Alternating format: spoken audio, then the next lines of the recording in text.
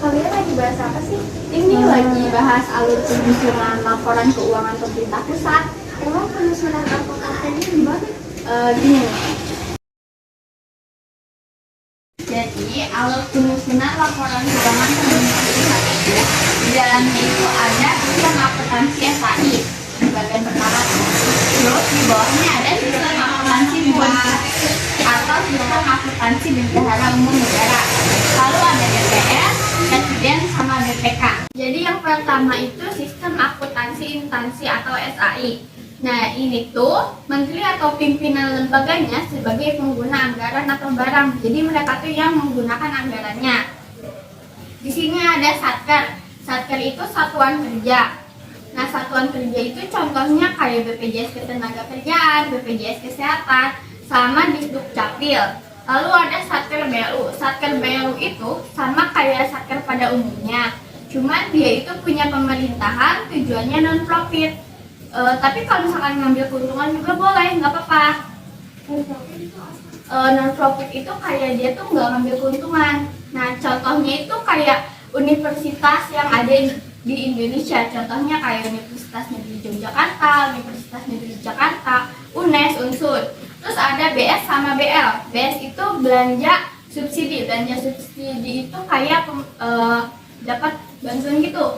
Contohnya kayak BBM yang dapat bantuan dari pemerintah, Pertalite kan. Terus ada belanja langsung. Belanja langsung itu kayak contohnya kayak suatu daerah yang kena bencana alam, dia butuh bantuan langsung. Terus langsung ke KL. Ada yang tahu KL apa? Nah, KL itu kementerian atau lembaga. Di Indonesia sendiri ada 34 kementerian dan 28 lembaga. Ini alur penyusunannya itu sistem akuntansi instansi itu. Yang paling kecilnya itu, yang terkecilnya ada satker. Kita ngambil contohnya itu Kementerian Ketenagakerjaan. Kalau satkernya itu di tiap daerah itu pasti ada satkernya. Kita ngambil yang di Cirebon. Di Cirebon itu ada Barenbang Cirebon. Nah dari satker itu diserahin ke wilayah provinsi. Wilayah provinsinya itu Kanwil Jabar. Ada di Pusdatik Kemenaker atau Pusat Data dan Teknologi Informasi Ketenagakerjaan.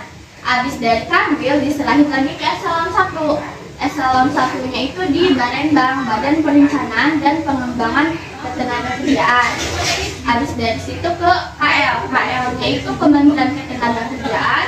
Kalau L-nya itu, kalau lembaganya itu Balai Latihan Kerja. Output dari sistem akuntansi instansi ini yaitu LKKL, laporan keuangan Kementerian Lembaga. Ada 5 laporan keuangan yaitu LO, LPE, Neraca, LLA, sama CALK. Kalau eselon 1 itu apa sih? Eselon 1 itu dia tuh ada di bawah Kementerian Lembaga.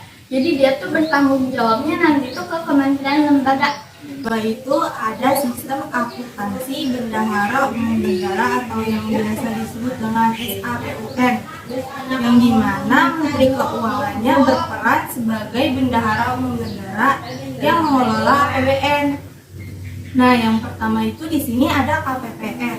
KPPN itu Kantor Pelayanan Perbendaharaan Negara yang bertempat di kota atau kabupaten. Di sini tugasnya memproses data transaksi terkait utang, hibah, investasi pemerintah. Lalu KPPN diserahkan ke Kanwil DJPB. Kanwil DJPB itu kantor wilayah Direktorat Jenderal Perbendaharaan, tepatnya di provinsi. Kanwil DJPB itu mengelola transaksi terkait penulisan pinjaman, transfer ke daerah. Kemudian Kanwil DJPB diserahkan ke pusat, yaitu di APK DJPB DAPB atau Direktorat Akuntansi dan Pelaporan Perbendaharaan yang mengelola transaksi khusus dan badan lainnya. Badan lainnya itu contohnya kayak BUMN, BUMD. Kemudian tuh SAPUN akan mengoutput berupa LK-BUN. Ya, LK-BUN itu laporan keuangan bendahara umum negara yang terdiri dari 6 laporan keuangan. Nah, yang pertama itu ada laporan arus kas, terus laporan realisasi anggaran, laporan perubahan ekuitas, laporan perubahan saldo anggaran lebih, terus neraca, dan yang terakhir ada catatan atas laporan keuangan. LK-BUN kemudian dikonsolidasi dengan LKKL. Konsolidasi itu apa? Konsolidasi itu gabungan. Jadi LK-BUN dan LKKL digabung menghasilkan LKPP, laporan keuangan pemerintah pusat, terus yang terdiri dari laporan realisasi anggaran, LO, LPE, neraca, terus LAK, TPSAL, dan CALK. Kemudian LKPP diaudit atau diperiksa oleh BPK. Kemudian BPK ke Presiden, Presiden diserahkan ke DPR, DPR diserahkan untuk dipublish ke masyarakat umum.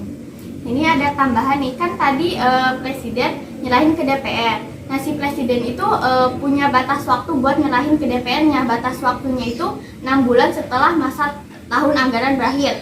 Jadi 6 bulan setelah masa tahun berakhir itu kayak misalkan yang awal mulanya itu kan tanggal 1 Januari 2022.